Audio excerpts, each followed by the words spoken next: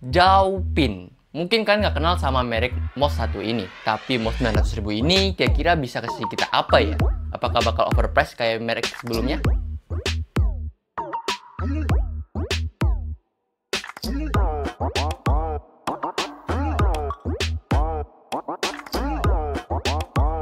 Pertama-tama kita mulai dari desainnya dulu. Zhaopin Z2 ini punya desain yang gimana ya? Cukup generik dan standar aja gitu dibanding pendahulunya yang pakai konsep kayak telur gitu, sama kayak Fantek gitu lah ya. Material yang dipakai sih udah oke sih, dengan plastik yang cukup solid dan kita goyang nggak ada bunyi aneh-aneh, dan pada saat kita pencet-pencet mouse ini di sisi gripnya juga nggak ada yang mendelep. Mouse ini datang dengan desain ergonomis yang cukup nyaman lah di tangan dengan dimensi 123 mm x 64 mm x 39,5 mm.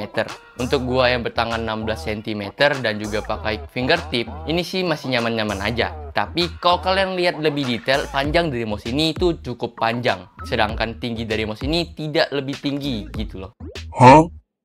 Jadi ya, gue rasa untuk kalian yang bertangannya besar, mouse ini akan sedikit problem sih di bagian pencetannya. Karena dia agak menjurus ke bawah, jadi kerasa seperti ambidextrous mouse ini. Gak cuma itu masalahnya. Biasanya mouse-mouse gaming high-end kayak gini, yang chipsetnya high-end juga, ngejar-ngejar bobot di antara 60-59 gram lah paling minimal tuh. Tapi mouse ini bablas aja 65 gram.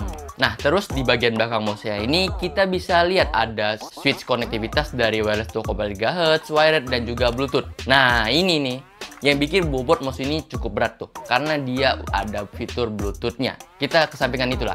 Terus juga ini lumayan clean ya, cuma ada tombol DPI juga satu di samping. Dan ini ngebuat mouse ini kalau switch ke konektivitas Bluetooth, bingung cara konekinnya. Bingung juga cara unpairingnya. Untuk mouse speed-nya di sini dia udah pakai PTFE, tenang aja. Next di sisi switch-nya, mouse ini pakai switch TTC Gold yang cukup enak dan kliki. Dipencet dari segala sisi juga semuanya masuk. Kalau di bagian ujung mouse-nya atau bagian dalam mouse-nya tetap ke input semua dan berasa klikinya. Untuk scroll wheel-nya dia pakai encoder TTC Golden encoder, tapi agak sedikit keras buat dipencet. Tapi untuk di scrolling enak-enak aja sih. Dan mungkin ini cukup sama ya masalahnya dengan TTC Silver yang ada di mouse-nya Press Play itu. Dan ada satu hal menarik dari mouse-nya ini, karena mouse ini udah swappable. Memang agak ribet buat ngebongkar, beda sama Sades Raiden yang bisa kalian bongkar pasang dengan mudah. Tapi ya bongkar pasang di Sades Raiden kan ada memungkinkan mouse kalian tuh cepet loss dan longgar.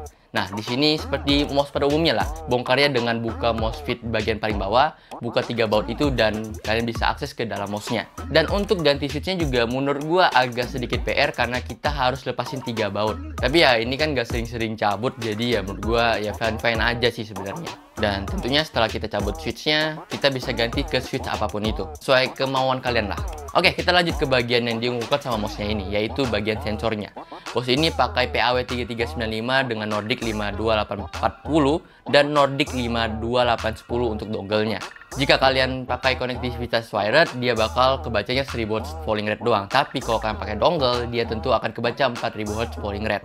Jujur untuk pengetesan polling rate belum ada takaran pasti dan kita belum ada alatnya juga buat ngetes apakah benar mouse ini sudah sampai di 4000 Hz polling rate atau tidak.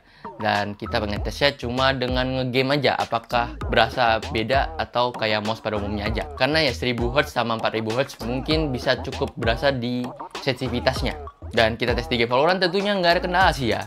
Tapi ada satu hal minor yang mungkin harus kalian aktifkan dulu di softwarenya untuk buat mouse ini mungkin kerasa lebih sensitif kali. Secara UI untuk softwarenya ini udah cukup jelas ya, nggak ada yang ribet-ribet gitu. Dan kalian bisa atur satu hal yang gue bilang ini cukup penting mungkin. Karena kita bisa atur sensitivitas key response time dari mouse-nya ini dari 0 millisecond sampai 5 atau 10 millisecond. Dan tentu buat main game FPS kita butuh yang paling rendah. Kita set ke 0 millisecond, tapi sejujurnya nggak kita rasakan adanya perbedaan. Ya mungkin sugesti bisa bikin kita makin jago. Kita lanjut soal kelengkapan deh. Mouse ini menarik nih, ada obeng buat kita bongkar mouse-nya, tapi untuk bongkar bagian dalam yang untuk switch-nya itu, kita harus pakai baut yang lain lagi. Untuk kabelnya ini tentunya datang dengan paracord, dan kita juga dapat mouse speed extra yang lumayan banyak. So, apakah Zhaopin Z2 ini layak dipertimbangkan? Menurut gua, kalau kalian carinya fitur mouse yang bisa swappable switch dengan chipset yang cukup oke ya, Kalian sih bisa aja pilih mouse ini, tapi minusnya ada di bagian bobot yang cukup berat. 65 gram ini cukup mengganggu buat ngegame menurut gua. Mungkin segitu dulu untuk pembahasan gua kali ini. Like kalau suka, subscribe channel ini kalau video ini bermanfaat. Kasih tau gua pro apa lagi yang pengen gua bahas gitu dulu. Gua mau pamit dulu diri. Bye bye.